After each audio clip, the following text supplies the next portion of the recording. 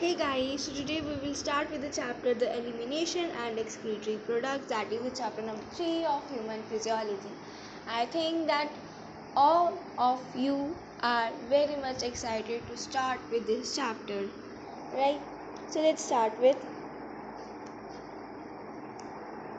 So first term in this chapter that you will see is metabolism. That is a metabolism. What is a metabolism? Metabolism क्या होता है? हमने lower classes में पढ़ा है जब हम रिस्पिराइट करते हैं, जब हम सांस लेते हैं तो हमारी बॉडी में ग्लूकोज होता है कैसे बनता है जब हम फूड लेते हैं, ठीक है। अब ऑक्सीजन गया हमारी बॉडी में तो इससे वेस्ट मटेरियल बनाता है, that is a carbon dioxide and water, ठीक है। अब इन्हीं के वेस्ट मटेरियल जितनी भी हमारी बॉडीज़ में केमिकल रिएक्शंस चल रही होती हैं उन सब से कुछ ना कुछ कार्बन डाइऑक्साइड निकलेगा। कार्बन डाइऑक्साइड के अलावा काफ़ी कुछ और भी वेस्ट मटेरियल बनता है, इन्हें बोलते हैं मेटाबॉलिज्म, ठीक है।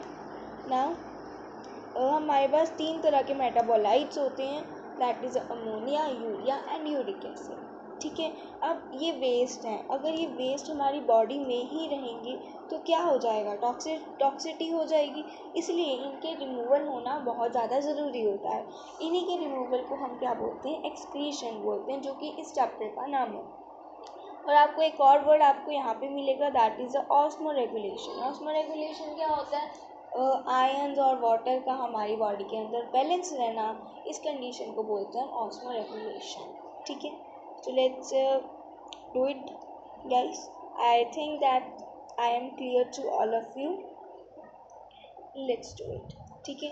What is a metabolism? The nitrogen base, ठीक है। 3 तरह का होता है, that is ammonia, urea and uric acid. These to be removed otherwise causes toxic. Now अब इन्हीं के रिमूवल को हम क्या बोलते हैं, एक्सक्रीशन कहेंगे, excretion. And balance of water, ions and salt को हम क्या बोलते हैं, ऑस्मो रेगुलेशन कहते हैं। I hope that I am clear to all of you till this, ठीक है। नाउ अब हमारे पास एक ऑस्मो रेगुलेशन का एक ग्राफ बनता है, लेट्स सी इट।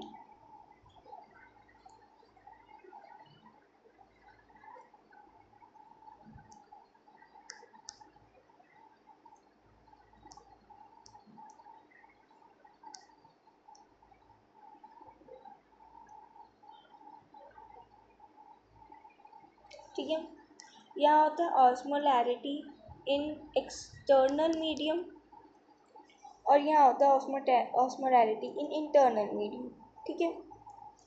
अब जो जो ऑर्गेनिजम्स अपना टेम्परेचर कांस्टेंट रख सकती हैं, अपना मीन्स अपने बाहर के कंडीशन के अकॉर्डिंग अपने ऑस्मोलैरिटी चेंज नहीं करते, मीन्स इनका कांस्टेंट होता है, उन्हें हम बोलते हैं ऑस्मो रेगुलेटर्स, ठीक है। डार्क ग्रीन कलर से ही लिख देती हूँ ताकि आपको भी क्लियर रहे, राइट। ये जो कांस्टेंट होता है इन्हें हम बोलते हैं ऑस्मो रेगुलेटर, ठीक है। अब इसमें सारे वर्टिब्रेटास आ जाते हैं एक्सेप्ट द माइक्सिन, एक्सेप्ट, ठीक है, एक्सेप्शन है, राइट। अब जो कांस्टेंट नहीं रख पाते हैं, इन्हें हम बोलते हैं ऑस्मो कन्फोर्टर्स। और डोंट वरी गाइस, ये आपको सब कुछ मिलेगा, कन्फोर्टर्स बोलते हैं। इसमें सारे इनवर्टिब्रेटास आ जाते हैं, एंड इसमें हमारे पास माइक्सिन भी आ जाता है, ठीक है। Although myxine is a vertebrate but it is the exception, okay. Now अब एक और चीज़ आती है, कई ऑर्गेनिज्म जैसे होते हैं जो पहले कांस्टेंट रखते हैं फिर बाद में क्या करते हैं, अपना बदलते रहते हैं, ठीक है। इन्हें हम बोलते हैं पार्शियली ऑस्मो कन्फोर्टर्स, ठीक है। अब इनका एग्जाम्पल होगा हमारे पास, जैसे कि शेक हो गए, शार्क वेव्स होती है ना, लाइक दैट, ठीक है। I hope this is much is clear to all of you. तो हम कर सकते हैं ये भी।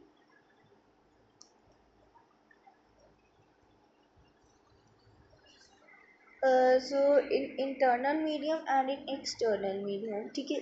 जो कांस्टेंट रख पा रहे हैं that is osmo conformers, that are the vertebrates. और जो नहीं रख पा रहे कांस्टेंट रख पा रहे, sorry guys I have spoken the wrong thing, जो कांस्टेंट नहीं रख पा रहे that are the osmo converters and these are the invertebrates with the exception of myxine, okay myxine, and जो कांस्टेंट रख पा रहे हैं जो कांस्टेंट रख पा रहे हैं that are the osmoregulators and vertebrates except the myxine, और जो पार्शियली कन्वर्टर्स होते हैं जो पहले रखते हैं और बाद में नहीं रख पाते, these are the partially osmo converters and these are the shark and rays. Okay, now आगे चलते हैं। Ammonia, urea and uric acid में difference, it is a very important. Okay, so let's do it। अमोनिया जो होता है हमारा वो बहुत मोस्ट टॉक्सिक वेस्ट होता है, ठीक है। अब जो टॉक्सिक है अब जैसे ही बना उसे वैसे ही रिमूव होना पड़ेगा, ठीक है। तो इसमें कोई रोल प्ले नहीं होता।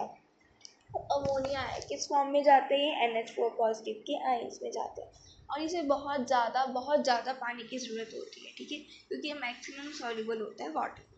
ये कैसे बाहर जाता है through the body surface by the diffusion और ऑस्मोसिस प्रोसेस, राइट। अब जो ऑर्गेनिजम्स ये अमोनिया को बाहर निकालते हैं that are the ammonotelic organisms, ammonotelic organisms, and इसी प्रोसेस को बाहर निकालने के प्रोसेस को हम क्या बोलते हैं, अमोनोटेलिज्म, ठीक है। कौन कौन से एनिमल्स करते हैं, sponges, cnidaria, platform, bony fishes, larval amphibians et cetera, ठीक है, ये चीज़ें करते हैं।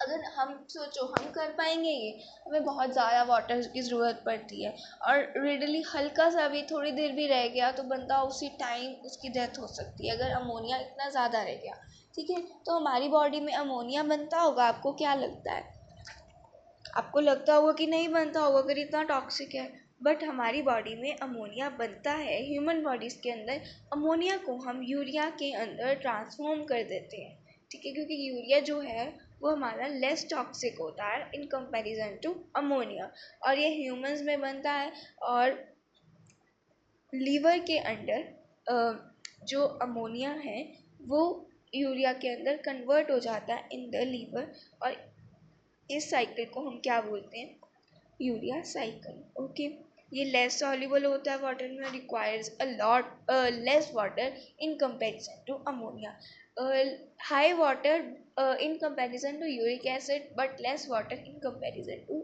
अमोनिया।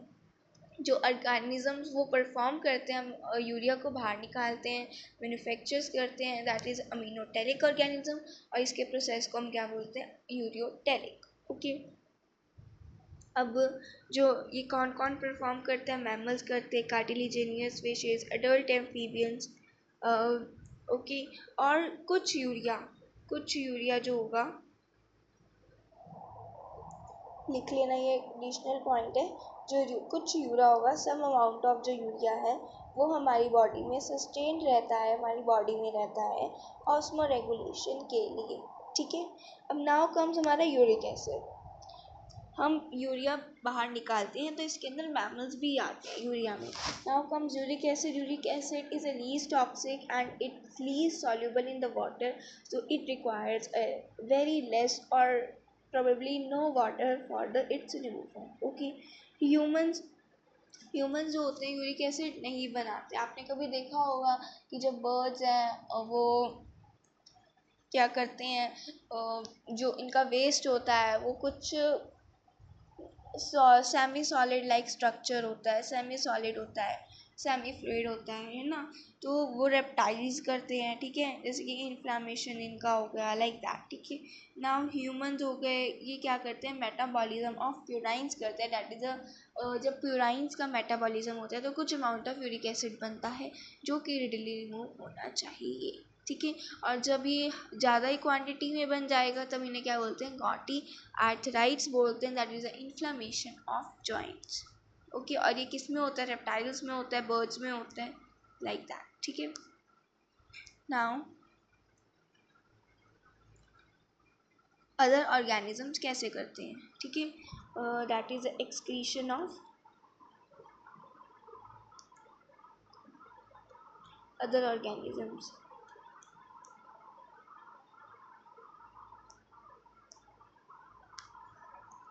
जो हमारा प्रोटोनेफ्रीडिया, आपको याद होगा एनिमल किंगडम में प्लेटफॉर्म, एनिलिडा, रोटीफेरा, स्फेलोकॉड का एग्जाम्पल है एम्पिक्शियस।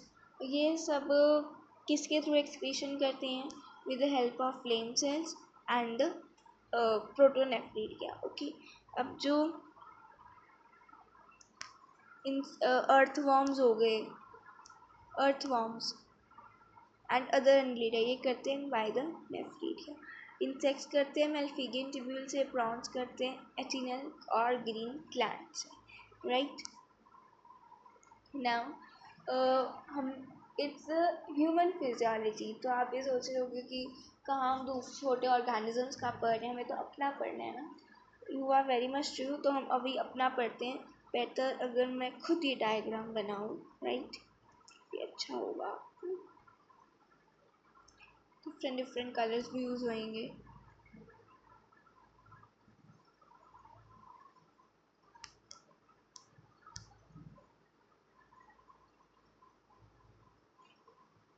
अगर आपको मेरी वीडियो अच्छी लगी हो, समझ आया हो, तो प्लीज़ लाइक करना भूलना मत, ठीक है।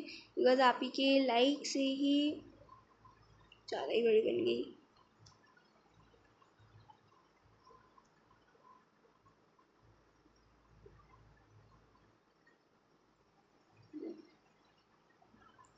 ठीक है,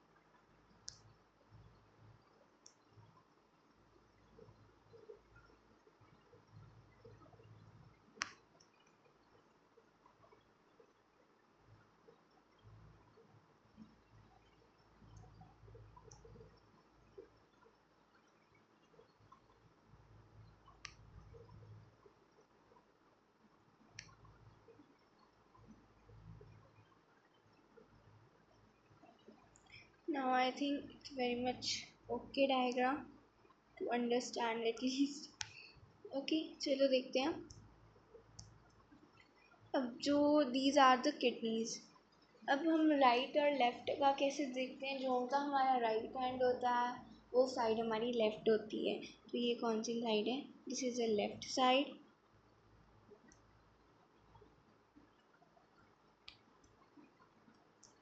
this is the left side and this one is the right side.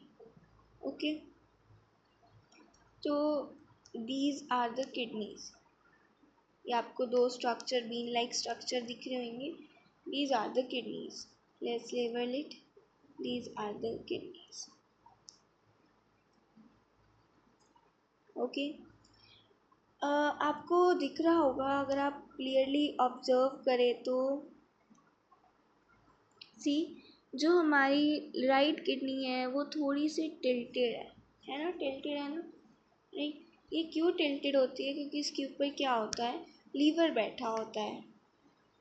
ऊपर क्या होता है? लीवर ने इसे थोड़ा सा नीचे की तरफ कर दिया होता है, ठीक है ना। लीवर ने इसे नीचे धस दिया होता है, यू कैन से, ठीक है। तो अब जो निकल रहे हैं these two structures, these are the ureters.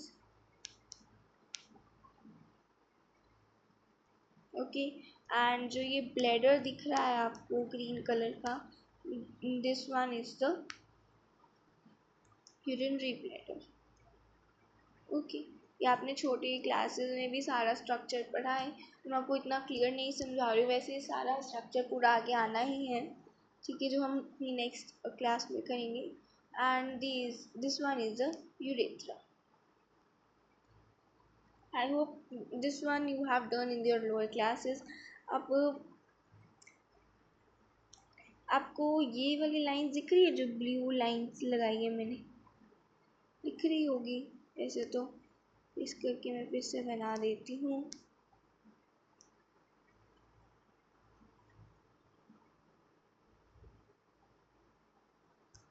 इसके अंदर now I think that it is much clear. होना चाहिए वैसे क्लियर आपको ये.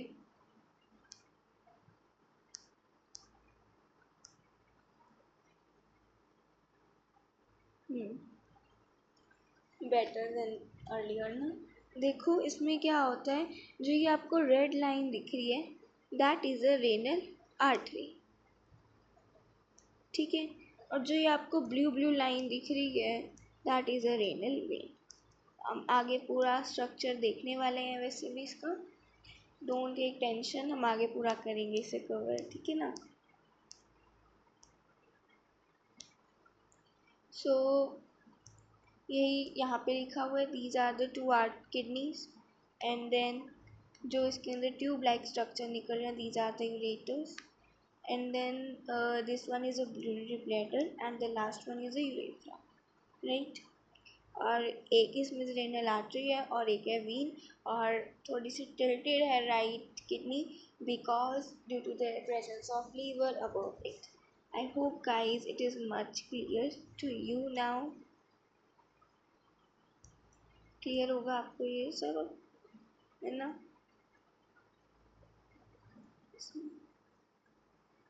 ना क्लियर है. तो thank you guys for your time. And I hope आपको मच क्लियर हो चुका है, आपको समझ आ चुका है. और अगर आपको ये वीडियो अच्छी लगी हो तो please subscribe my channel, like this video and share it to your friends.